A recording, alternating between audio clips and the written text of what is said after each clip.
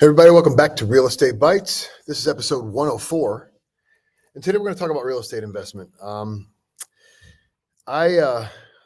This topic came up to me when I came across this article just a couple days ago.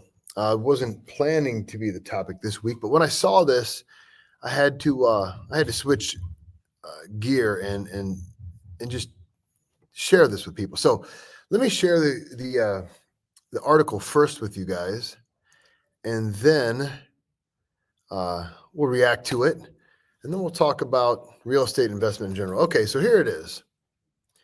She thought real estate would be a smart investment. Instead, 2 Texas houses are costing her $1,700 a month. It is super sad. Okay, so before we get into this a whole lot, I'm going to tell you what. Real estate investment is smart. Okay, real estate is a smart investment as long as you do it smartly. All right. When I saw this, I had to know what was so super sad about what she did. How is this costing her $1,700 a month? Okay, first thing, 29-year-old woman thought buying 2 rental properties in Texas would set her on the path to financial independence. Instead, it's costing her a bunch of money.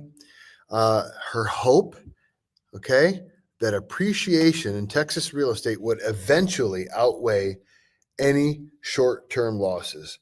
Now, that's true.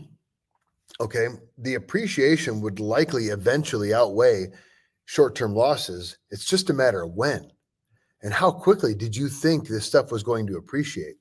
The other thing is, let's scroll down here.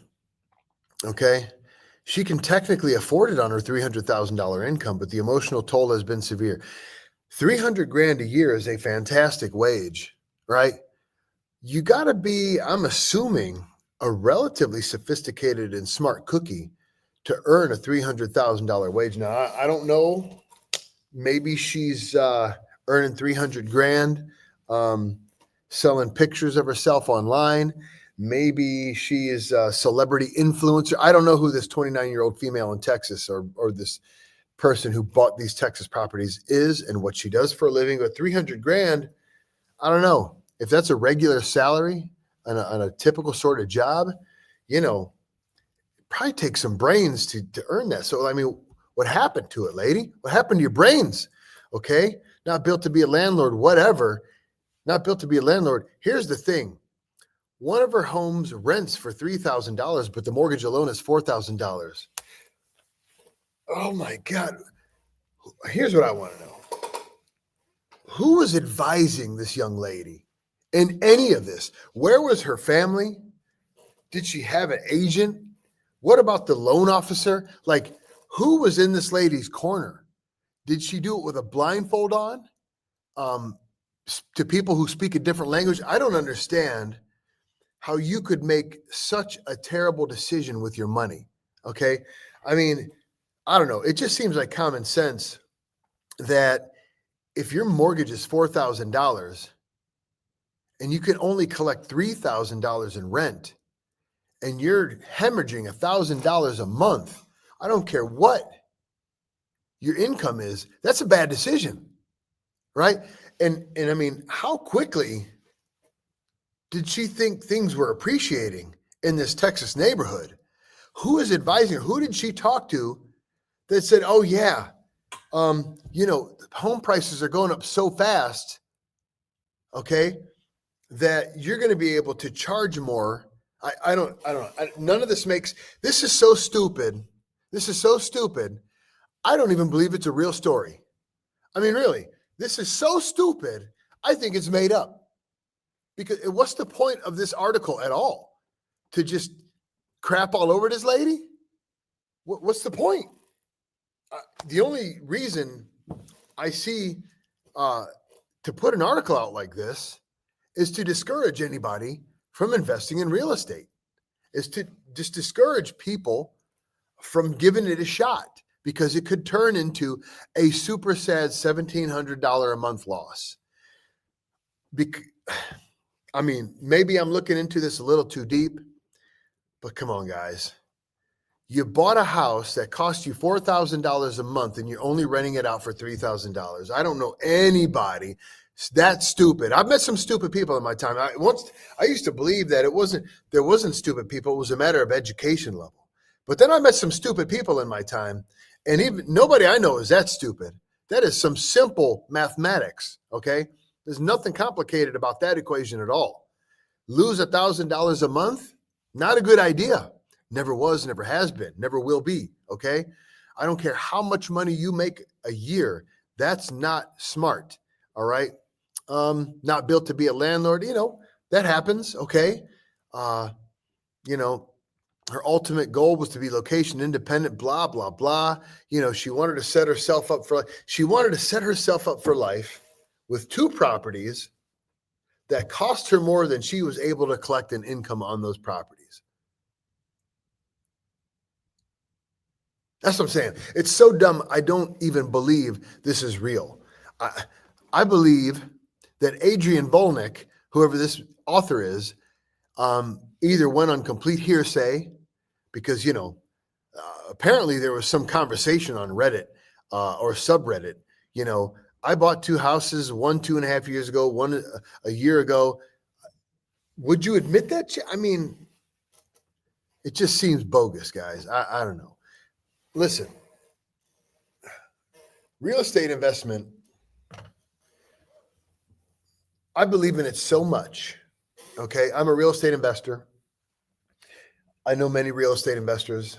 I have some very, very successful real estate investors as clients. I've got friends who are real estate investors. This is the first I've ever heard of a story like this. I've heard of failures. I've had plenty of my own shit. I mean, give me a call. Let's talk about real estate investment. I'll tell you all the mistakes I made because I don't want to see you make them. That said, I didn't make no mistakes like this. I've overpaid. I've underestimated repairs. I've underestimated refinancing. I've made all the mistakes. But that's on paper before you even buy it. How much am I going to rent it for? Or how much can I rent it for? How much is it going to cost me? This is so elementary. I just can't believe it. Who was on her side here? I mean, if this was a licensed agent who was bringing her into these things and you're listening to her goals, man, that person should go to jail. Okay. If you're a loan officer and you're listening to this lady's goals and you're extending lines of credit out, somebody had to underwrite a loan, right? Somebody had to underwrite a loan for $4,000. Anyways, it seems near criminal. Now, I recommend real estate investment. Okay. I recommend educating yourself, seeking out great investment. Because here's the reality, folks. The people who run the show here in the United States of America, they don't care about you and I. The people out here living regular old lives, just working to build something great for our families. They don't care. They don't care about us. I hear all this clamoring about lower interest rates. It seems like such a great idea because it might make you be able, this lowering interest rates is not going to help you and I. Lowering interest rates is going to help the billionaire class get even richer. That's a promise. We might have a little bit of immediate gratification because we can afford a slightly bigger house, which is a slightly bigger liability. Okay. But the real people who are going to benefit, lower interest rates are going to make the rich richer. It's going to make the poor poorer. That's what's going to happen with lower interest rates. If we go back down to 2.5%, 3.5%, 4% interest rates, that's what's going to happen. Okay. Housing is going to end up costing more, not even in the long term. It's going to be a very short run where affordability seems like it has arrived. But as those prices go up, and we've covered this in the past on Real Estate Bites many times, as those prices go up, okay, it's not affordable anymore. You know what doesn't go up with the rate of inflation? Your paycheck. Okay. You know what doesn't go up with the appreciation of all these homes, with the greater cost of insurance, with all the, it's your wage. They don't accelerate at the same velocity. Cost goes up quicker than our income. It just does. That's why inflation is so dangerous. That's why I never understood why there was a target for inflation, why we wanted positive inflation. You know, I'd love to see wages remain stable or advance, but actually see some deflation in the cost of things, right? We know how to do these things. Let's figure out how to do it better and cheaper so that things cost less, so that more Americans can hang on to more money, right? All this appreciation, I can't help but think, forgive me for being a bit of a conspiracy theorist, all this home appreciation, these greater costs, etc. Meanwhile, wages remain flat. I can't help but think it's by design, by the people, the banksters who run the show, right? They all got much more wealthy over these past 5 years. Yet I talk to people every day who have kids graduating from college who see no chance of home ownership in their future. They're hopeless about it. They're hopeless about it. People in their mid-20s, just starting out in their careers. They want to start a family. They want to pursue the American dream. They don't believe home ownership is a possibility for them. Okay?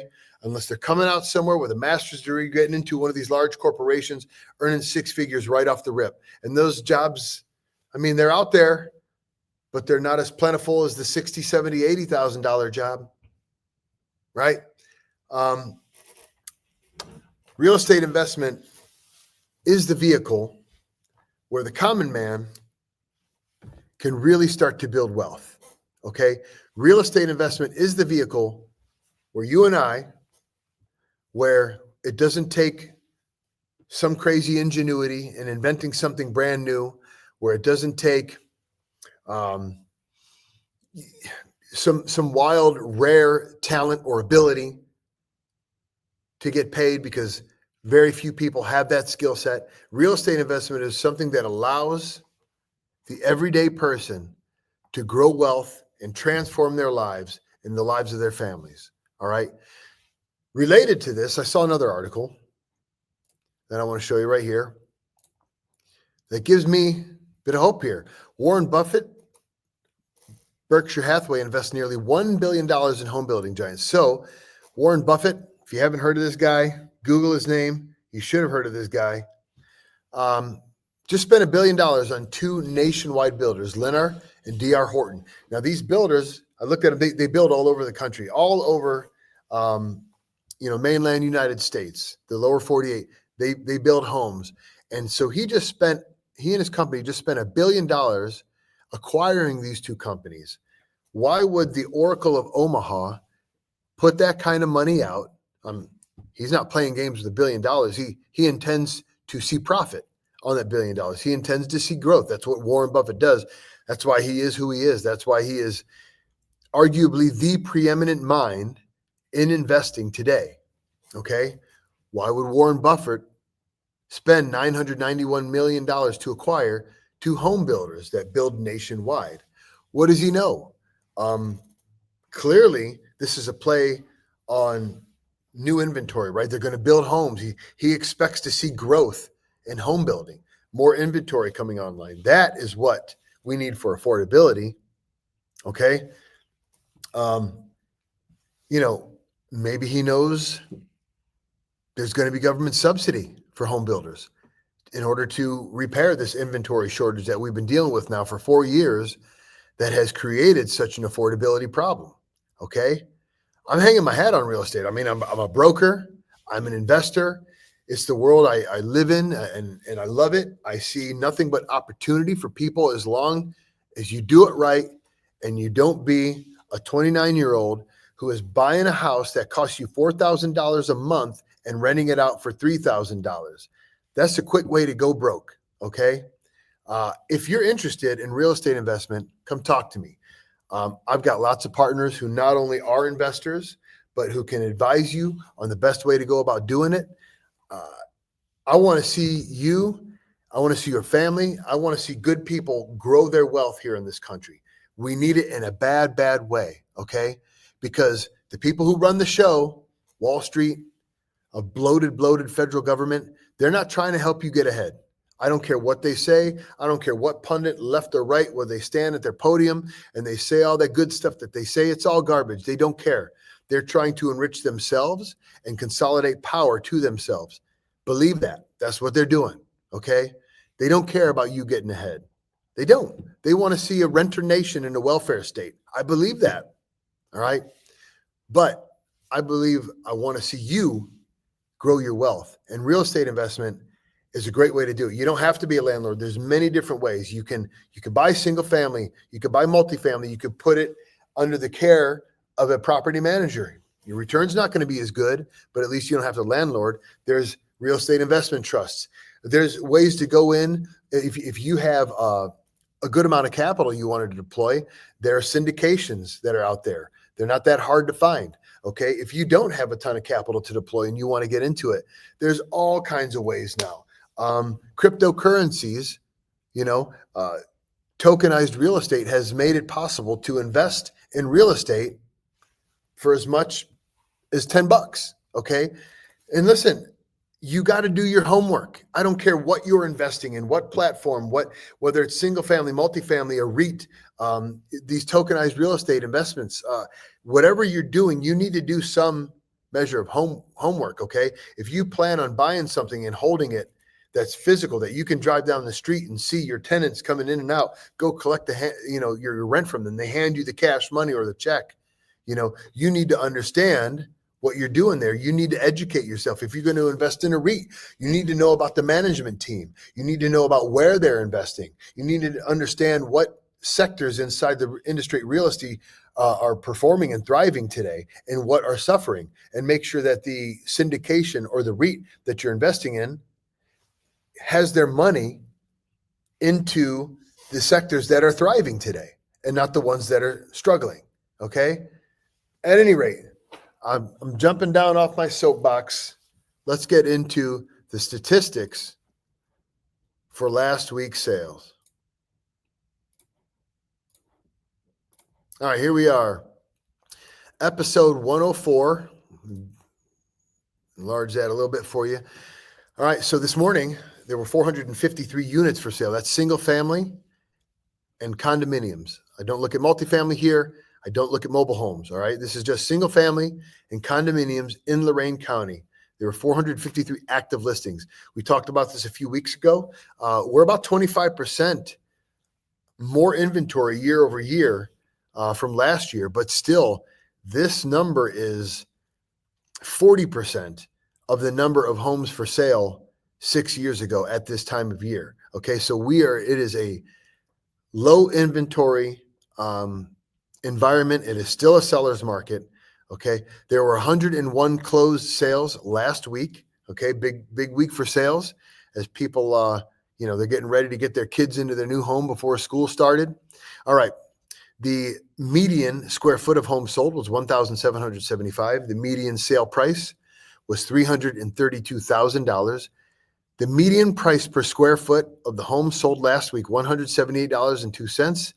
Keep talking about this. Home prices continue to creep up and up and up quarter after quarter. I just read the Case-Shiller Index just came out, proving what I've been saying to you guys for months. Home prices continue to creep up in small percentages, even if there's more inventory on, even if demand has lessened. When I had Jay on a few weeks, Jay Sloan from from Legacy Home Finance, he was talking about how he's seen less buyer activity in the month of July than he'd seen in quite some time. And there was concern about what that meant, right? That means less demand immediately, but was it going to translate into lower home prices? We'll see. I can tell you what, they're still going up, right? Column G continues to creep up quarter after quarter. Median days on market for homes sold last week was 23. The interest rate was at 6.5% for a 30-year conventional note this morning when I checked the market. And the big sale of the week was 1.799, right? $1,799,000 in Avon Lake. Let's take a look at this beauty. I love this house. There's being on the lake, and there's some beautiful colossal mansions. This quaint, adorable, colonial Cape Cod on the lake is, it's just a beauty. It's got so much character and so much charm. Take a look at this house. Great property there. Love the stone pathway. Come around this little statue here. Can't tell if that's a fountain from this angle. Right there on the beautiful shores of Lake Erie. Obviously a wonderful backyard. I mean, the landscape is mature. It's full. It's lush. It's gorgeous. Beautiful wooden deck for hanging out. In-ground pool. Little pool house. Fantastic property here. The old world charm in this house is it's just great. I love it. I absolutely love it. Very rustic. Beautiful. It's just, I mean, everything's clean. It looks great, but it looks timeless is what it looks like. I mean, you could see that this house, it looks like it could have looked like this 100 years ago, with the exception of these appliances. Beautiful kitchen, looking out over the lake in your backyard. Yes.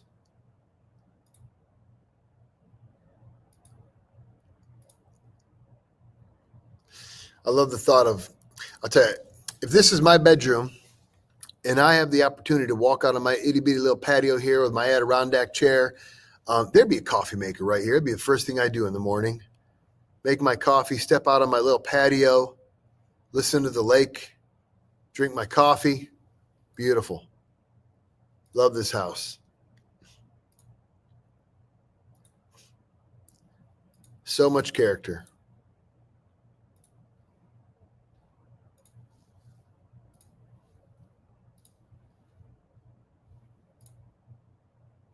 Not a shabby view from that bedroom.